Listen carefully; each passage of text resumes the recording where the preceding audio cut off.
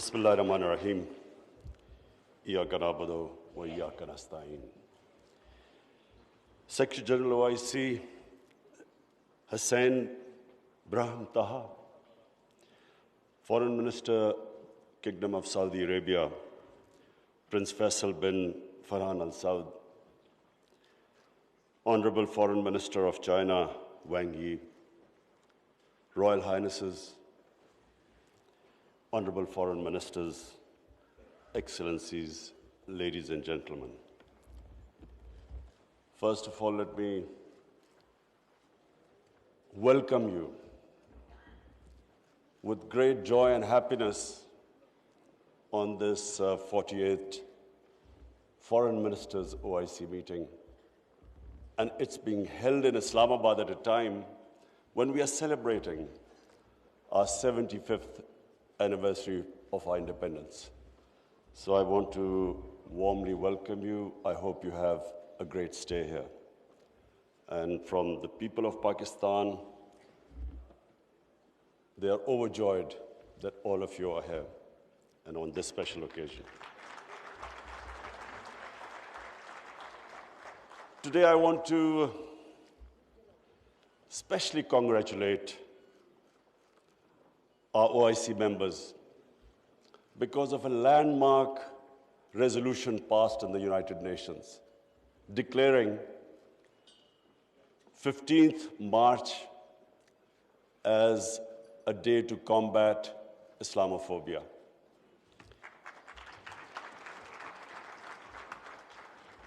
But I want to remind people why 15th of March. 15th of March was a day when a gunman walked into a mosque in New Zealand and shot dead 50 people.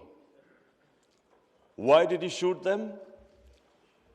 Because he felt that all Muslims were terrorists. Where did this Islamophobia grow and was allowed to keep growing? After 9/11. What happened after 9/11? Unfortunately, this narrative of Islamic terrorism, Islamic radicalism, this narrative went on unchecked. Respected foreign ministers, I have spent a lot of my life in England, touring all over the world as an international sportsman. And I understand the Western civilization probably much better than most people. I went to university there and then used to spend half my year playing sports in the summer in England. Now I saw this growing. After 9/11, this Islamophobia kept growing.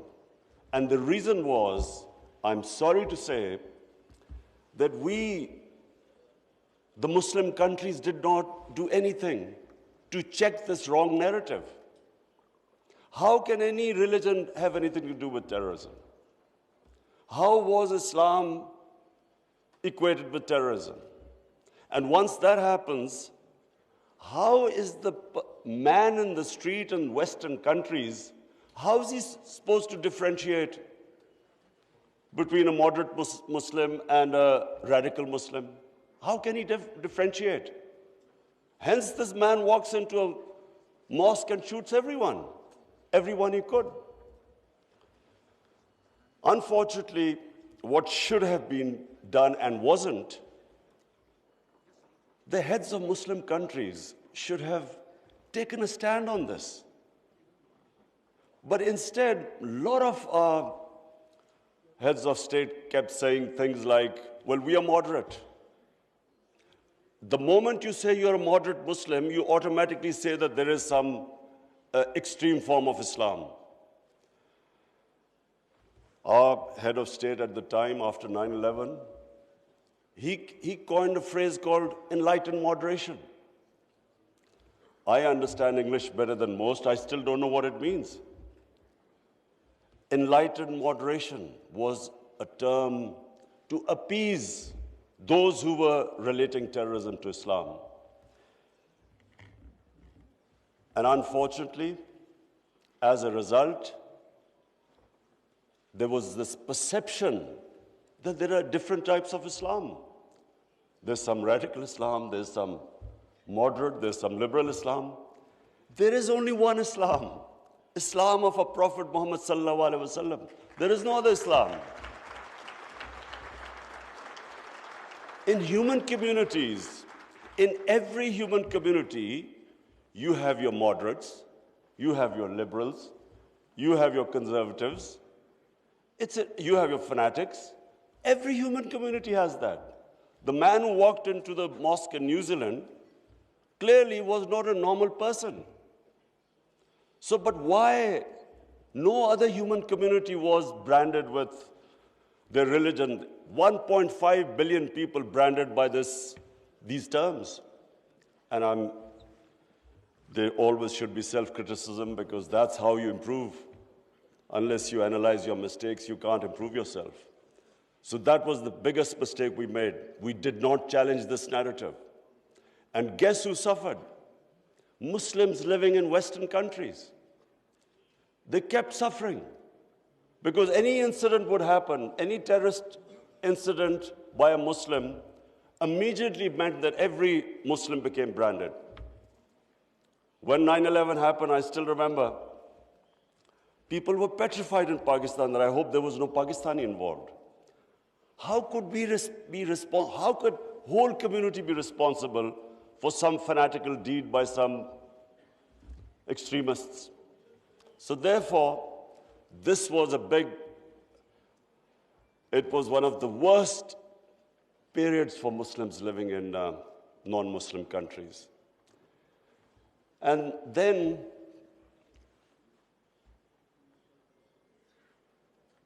in 1989, there was a book called Satanic Verses, written by a Muslim who knew, because he came from a Muslim family, he knew the reaction in the Muslim world, amongst the Muslims, if he insulted or mocked or ridiculed our Holy Prophet, peace be upon him. But what happened after 1989 was, rather than again the Muslim world coming up with an intellectual narrative, trying to explain to them that why do we feel, why are we so hurt when our Holy Prophet is ridiculed? Why does it hurt us so much? Living in and knowing the Western societies, I knew why they couldn't understand, because they do not treat religion like we do. Jesus Christ is not treated the way we in the West, the way we treat our Holy Prophet here. So they couldn't understand what was going on. Why were there demonstrations? Why were there death threats to Salman Rushdie? So they kept thinking that the Muslims do not allow freedom of expression. So Muslim world is intolerant. It doesn't allow freedom of expression. They were able to vilify our religion. And yet, there was no coherent response from the Muslim world. And therefore, we kept into the cycle. Every few years, there would be some cartoons, insulting cartoons against our Prophet. Every few years, there would be something insulting him. We would respond. There would be some act of extremists. They would not respond. So this Islamophobia, this cycle, kept getting worse. And poor Muslims living in Western societies kept suffering. So that's why I'm really pleased that for the first time it has been acknowledged that Islamophobia is a reality and something needs to be done about it. And from now onwards, we hope that we will be able to put forward a narrative that why it hurts us so much. And honorable foreign ministers, let me just say that I only came into politics 25 years ago. I was watching this Islamophobia building up in Western societies. But two, I wanted my country. We were the only country which was which became independent in the name of Islam. And so,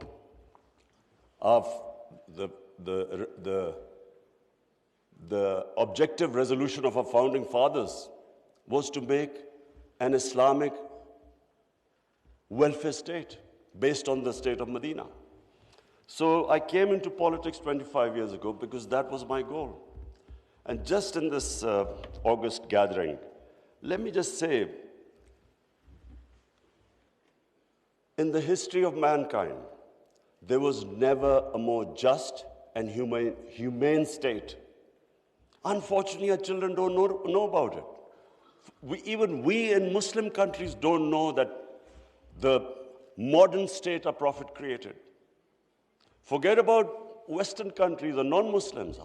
How would they know about it when we ourselves don't understand that he created a state which laid the foundation of one of the greatest civilizations in human history for the next few hundred years.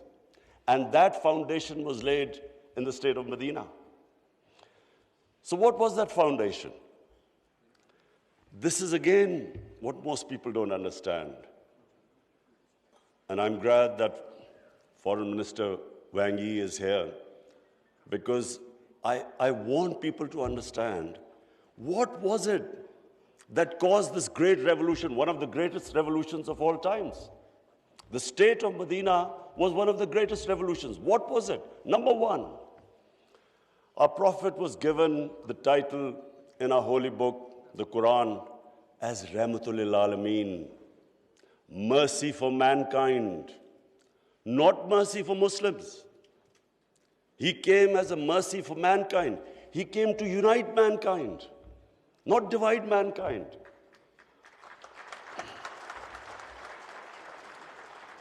Allah for Muslims is Rahmat, Rabbul Alameen, not Rabbul Muslimeen. We do not understand, we Muslims don't understand the great mission our Prophet came in this world for, to unite humanity.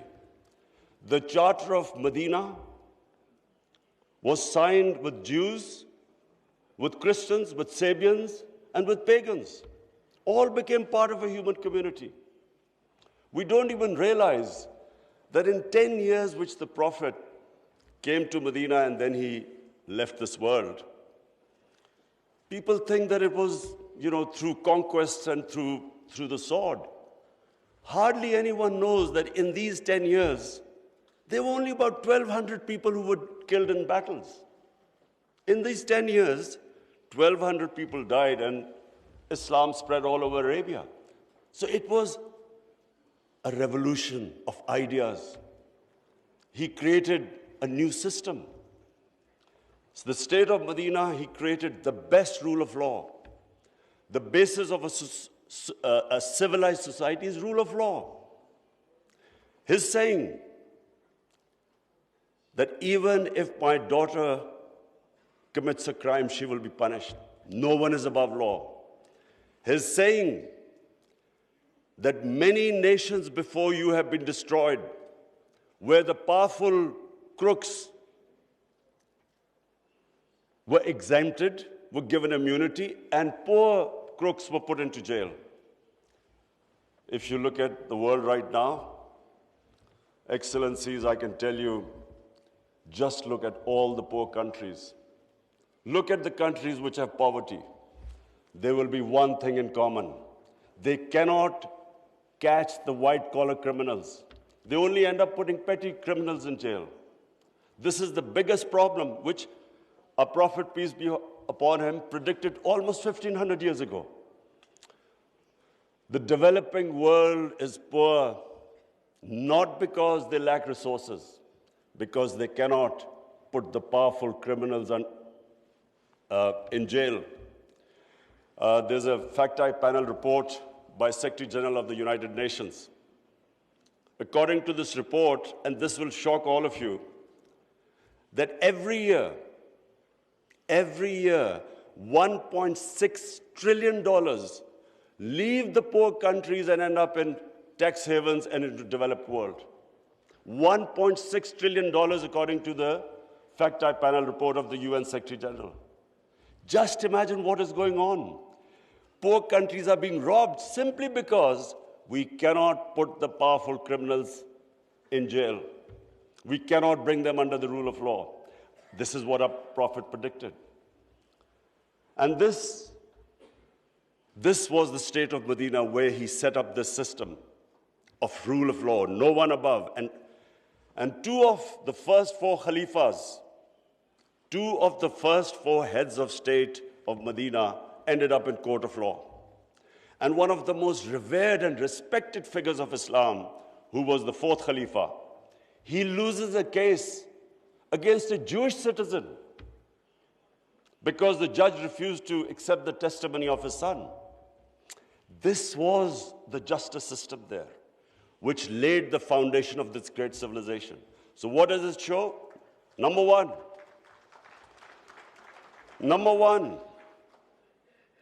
that minorities were equal citizens. They were equal citizens in front of law. There was no discrimination. Secondly, it shows that a common citizen could win a case against the head of state. No one was above law. This is 600 years before the Magna Carta was signed in England, which was the beginning of the democratic struggle of Britain. And it took them years before they could actually bring their head of state under the rule of law. This is what happened in the state of Medina. It was ahead of its time.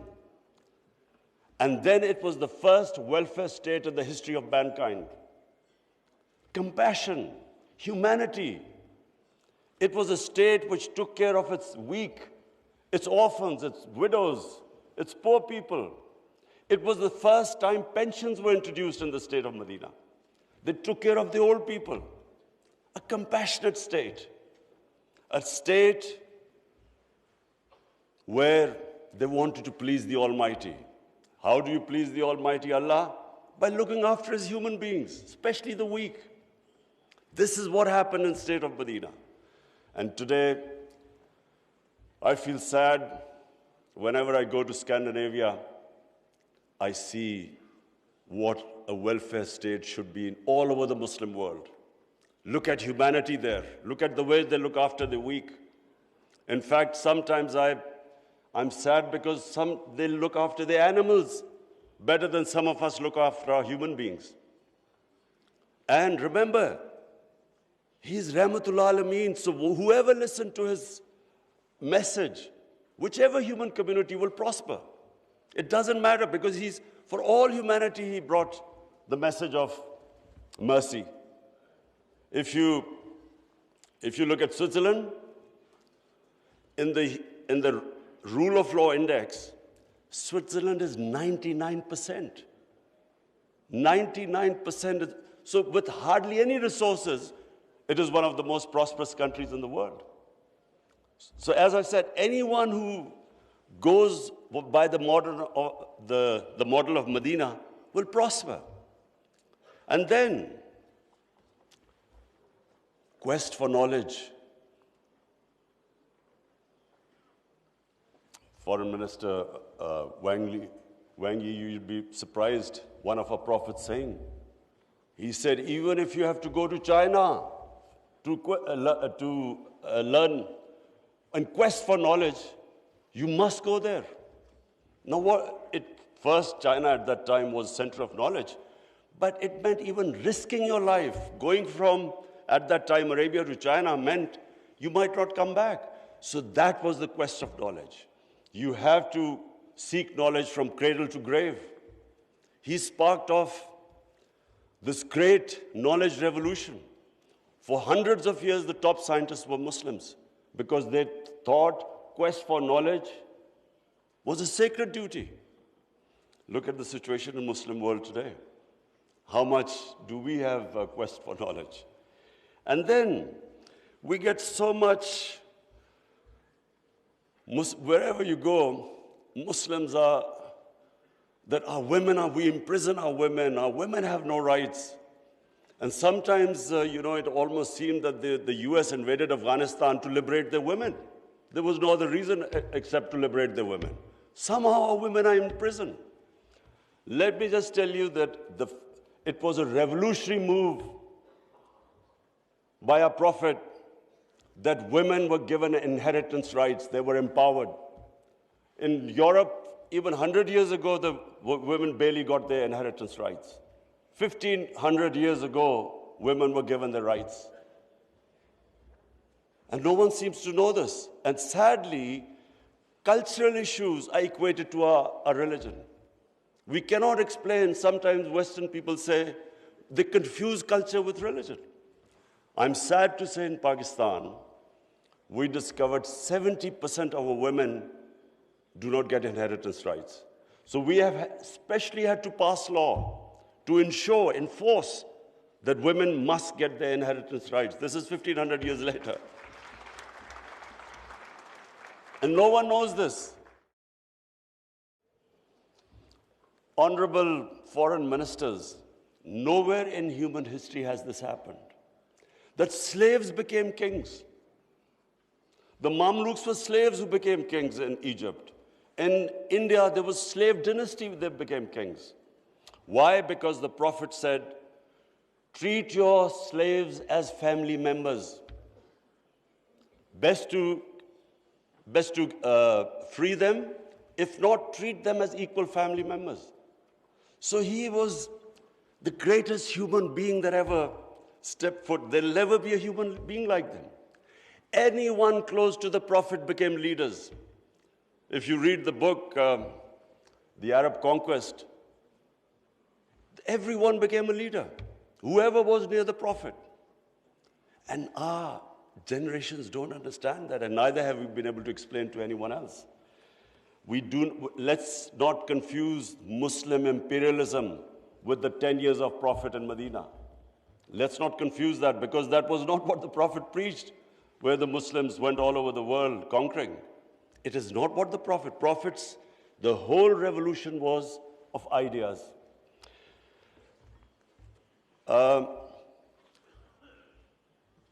Honorable foreign ministers, one of the ideas of OIC is to protect Islamic values. So now I will say something which is completely different. I believe that Islamic values never have been so much under threat as they are right now. And I bring this to this August assembly because when I became the Prime Minister, I asked the police chief, asked him what the crime chart. I was amazed to note that sex crime, child abuse and rape is the fastest growing crime in this country. So we did further investigation. We discovered that the mobile phone, the sort of pornographic material available on the mobile phone to children, this has never happened in human history. So the material available is causing havoc in our society without us knowing. Parents don't know what's happening when the child goes into his room or something. They don't know what he's watching on his mobile phone. It is very important that this August forum, we should plan how to combat this, because it is already having a huge impact. We have a rise in divorces. We all know that the more vulgarity, the more a society gets permissive, it has a direct impact on the family system. One of the most important things about Islam is that our religion protects the family system. We have values like we respect parents. We have respect for our teachers. But the culture that is coming through, social media, we really need to think carefully, how are we going to protect our generations? I have formed in Pakistan a Rahmatul Alameen authority of scholars. The whole purpose is how are we going to give an alternate point of view to our children, cartoons. How do we, because children get influenced from that age onwards. How do we strengthen our children against this unpredictable social media revolution? How do we know where it is going? So I think that I thought at this meeting I should mention, because we need to start thinking about alternate media, how we can combat. You can't stop social media, but we can give our children, fortify them, strengthen them ethically and morally. Now I come to, two important political issues. One is Palestine and the other is Kashmir. Honorable foreign ministers, we have failed both the Palestinians and the people of Kashmir. I'm sad to say that we have been able to make no impact at all. They don't take us seriously. We are a divided house, and those powers know it. We are 1.5 billion people, and yet our voice to stop this blatant injustice is insignificant. We are not talking about conquering some country.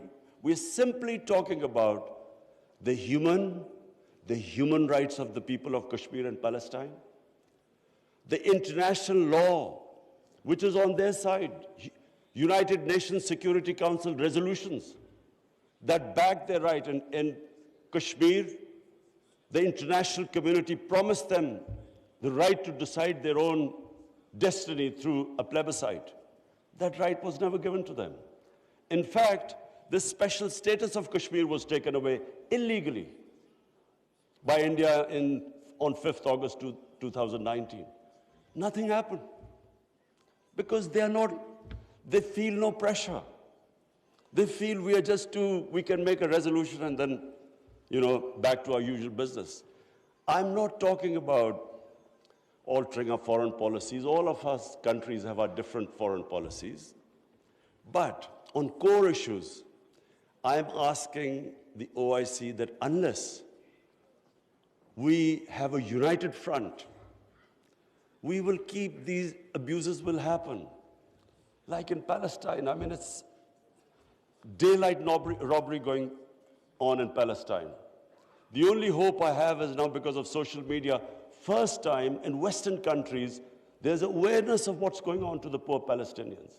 That is, so far, much more than the OIC. It's the mobile phone and the spread of information of the injustices being done to the Palestinians.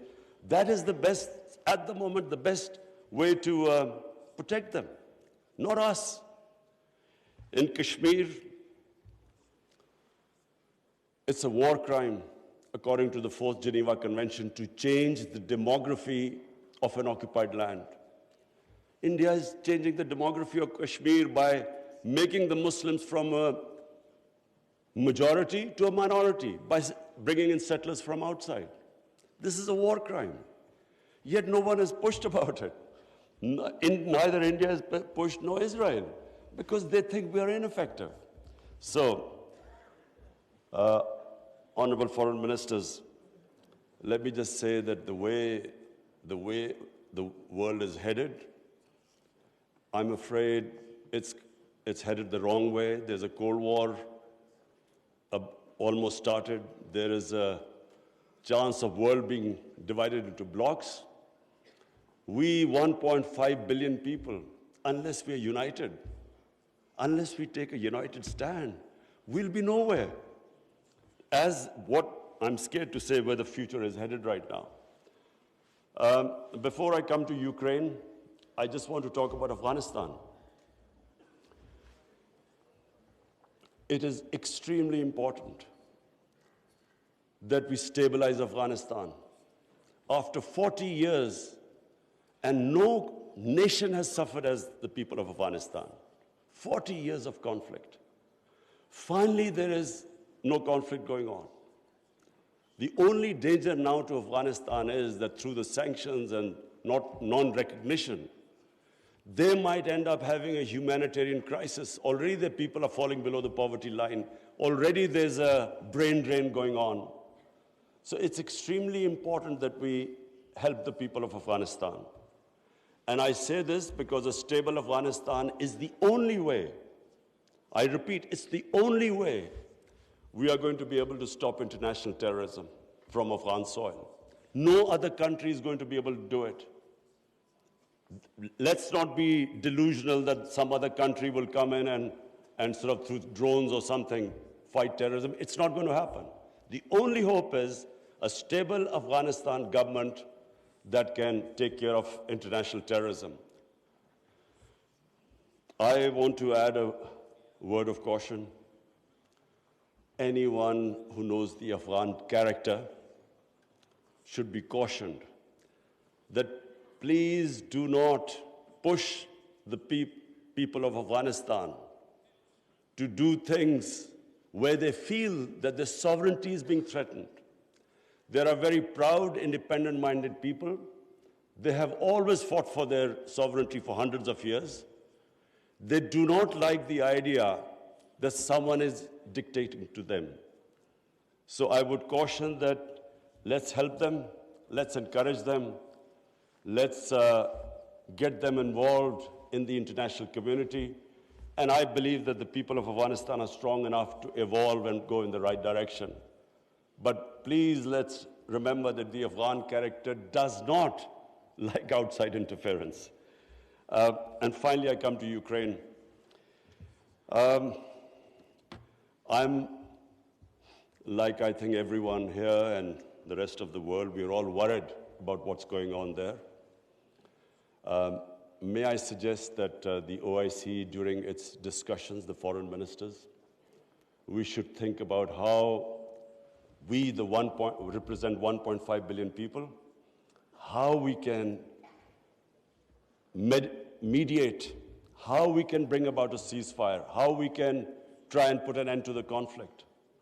I'm going to meet His Excellency Wang Yi after this, and I want to discuss how maybe OIC, along with China, how we can all step in and try to stop this conflict, which is going to have, if it keeps going the way it is, it will have great consequences for the rest of the world. I have already, as the head of the government here, I can tell you that we're already suffering. Oil prices have gone up, gas prices have shot up, wheat prices have gone up because of this war. And if this keeps continuing, this is only going to get worse. So therefore, we should, all the countries which are non-partisan, we are in a special position to be able to influence this conflict. So as I said, I would want the foreign minister, Shah Mahmood Qureshi, please discuss with the other foreign ministers, and I will discuss with His Excellency, the Chinese foreign minister, how we can all, as a bloc, OIC and China, how we can influence the events in Ukraine and stop this and have some ceasefire and resolve this conflict. Lastly, honorable foreign ministers, let me again say what a pleasure it was to welcome you to my beautiful country. I want to end by saying, again, I repeat, that the world is moving in a direction which is sadly worrisome for all of us. In bloc politics, in Cold War, and let's just 1.5 billion people we keep underestimating the strength we have. Somehow we lack self-belief. As a sportsman, I can tell you that a team that has self-belief will defeat a team that is far more talented but doesn't have self-belief. We don't have self-belief. We somehow look to others to help us and get justice. But where the world is headed, it is extremely important that we get united and on certain core issues take a stand. And let's not be dragged into this, into blocks, into the conflicts. We should stay as a bloc and show our power in bringing about peace rather than becoming part of some conflict. Thank you very much.